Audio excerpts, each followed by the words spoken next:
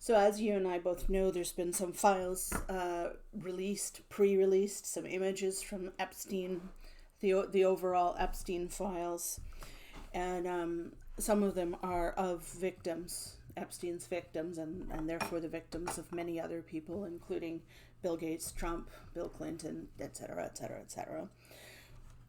And the thing that's pissing me off the most about this, beyond the mere fact that these children were victimized, is that the media is calling them women over and over and over again.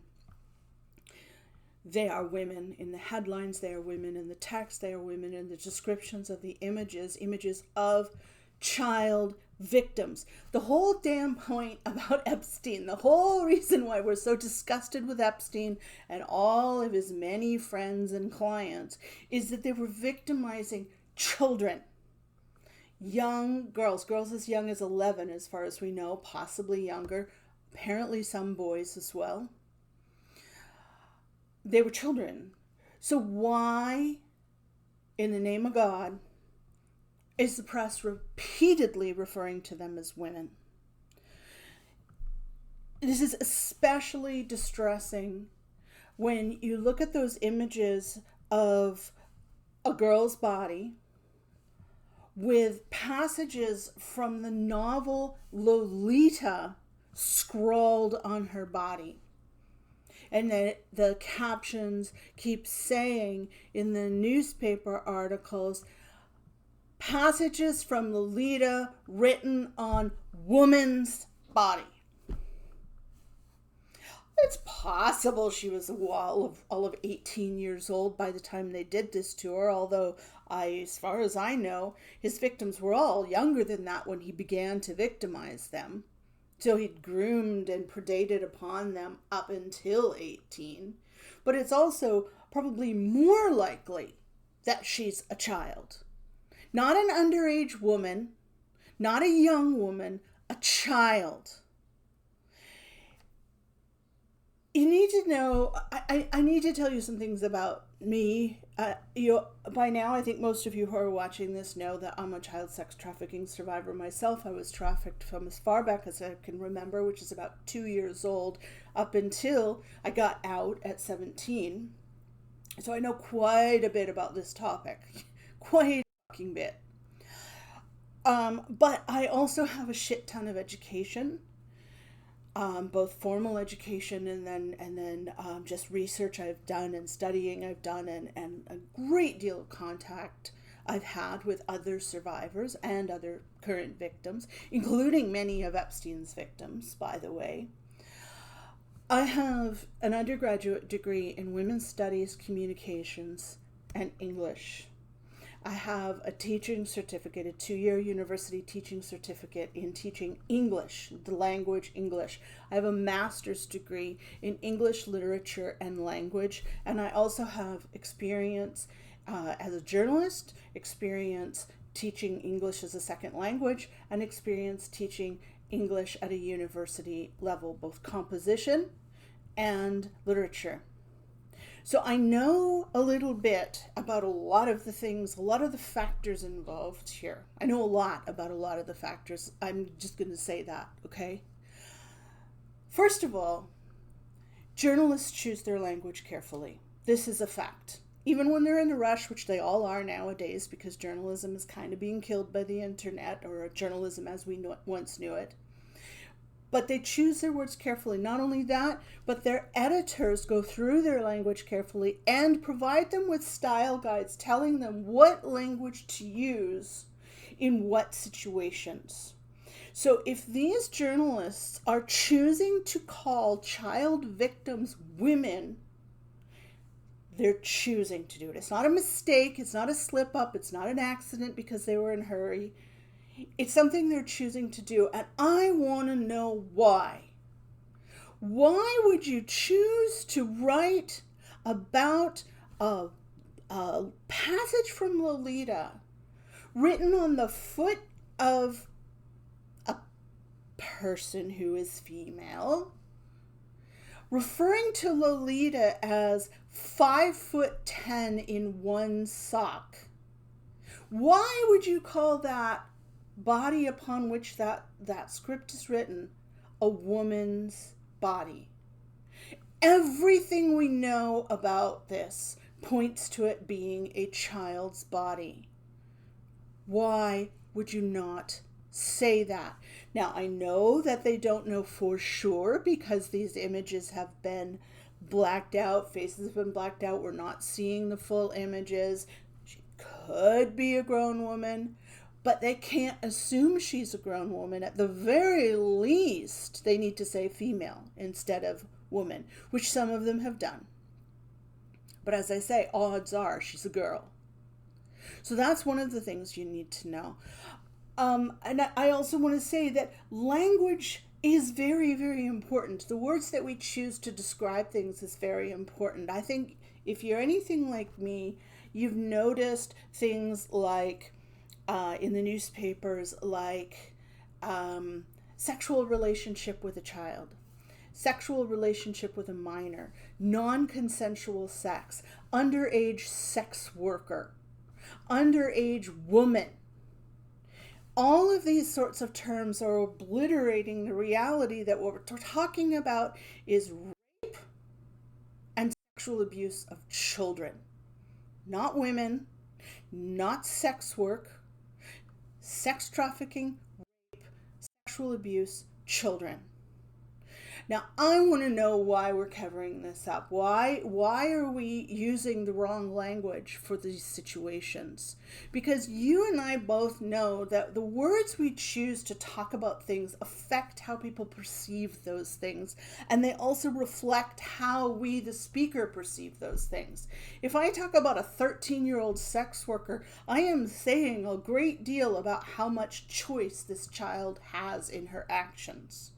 If I call her a 13-year-old sex trafficking victim, I have a much better clarity on what's really going on. So why are they using the wrong words for the wrong things? Now, some will say, well, you don't want to trigger people. You don't want to use the word rape, which I will probably bleep out in this video so I don't get shadow banned, which keeps happening to me. I don't want to do it because people will be sensitive, they'll be triggered, and, content warning, blah, blah, blah, blah, blah. But there's a point at which these damned euphemisms become almost a form of censorship or self-censorship, keeping us from using the right words for the right situations and therefore affecting people's perceptions of what is going on. If we see over and over and over again Epstein's child victims referred to as women, we are going to start thinking of them as women, not the children that they were. And I'm very curious, would the newspapers be calling 11-year-old, which we know Epstein's youngest victims, well, the ones we know of, were 11-year-old boys, 12-year-old boys, 13-year-old boys, 14-year-old boys, 15-year-old boys, 16-year-old boys. Would we be calling them men? Would we? Because I don't think that we would in this situation. So why are we calling these faceless bodies the bodies of women? Why are we doing that? It seems to me that somewhere, somehow, unconsciously probably, editors and writers are choosing to downplay the severity of what we are seeing in front of our own eyes by calling them women. And another thing I want to get to is I have read Vladimir Nabokov's novel Lolita, and it is disgusting. It was supposed to be disgusting. Nabokov, the writer, wanted to get inside the mind of evil and portray it for the readers. He wanted to know, he wanted to try to figure out, how do pedophiles justify their behavior? How do they feel about what they're doing? So Lolita is told from the perspective of a pedophile. I don't think he calls himself a pedophile, but he's very comfortable declaring that he is sexually attracted to little girls from about, I can't remember the age, he calls them nymphettes. And they're around the age when girls are just starting puberty, which is exactly what Epstein was going for. In the novel, he marries a woman to get a single mother to get at her daughter, whom he refers to as Lolita. When this woman, the mother, dies in an accident, he immediately, the very same day, abducts Lolita, whose name is not really Lolita, he's renamed her, and goes on the run with her for 2 years, raping her every day, every night, and saying that it's a love affair, justifying to himself that it's a love affair. Now, I pause because there's so many things I want to say. One of the things I want to say is when this novel was published, people ate it up with a spoon as an actual love story, which was not Nabokov's intent. He wanted people to be appalled by it. For God's sakes, he sold her to another man when she got too old for him at, if I remember correctly, the age of 14, perhaps 16? Is this all sounding a little bit like Epstein to you?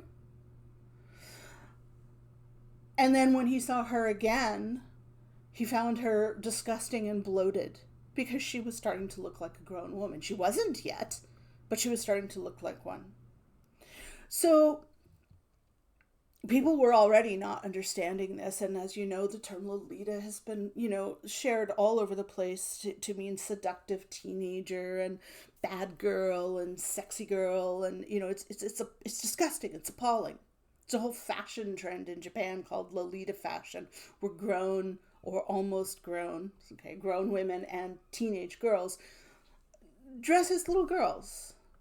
And I'm supposed to think this is benign. I'm sorry, I won't. So let's get back to Epstein for a second. He knows what the novel is about. He's obviously read it. He's scrawled quotations from it on a female body, and the press is insisting on referring to that body as the body of a woman. The quotations include she was 4'10". Now, I'm not a very large person, actually. I'm 5'4". I have not been 4'10" since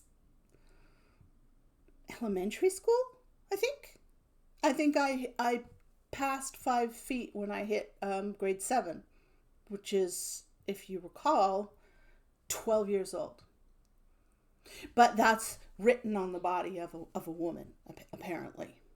He also says something about her being called Dolly, which was her real name, or I can't remember her exact real name, on when she's at school.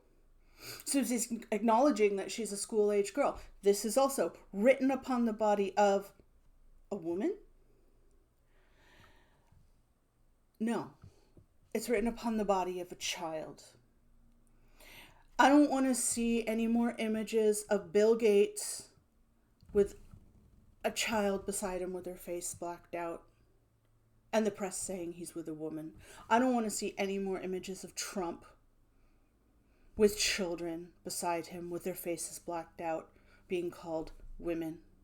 I don't want to see any more images of Bill Clinton with children beside him with their faces blacked out being called women. I don't want to see children being called women ever again.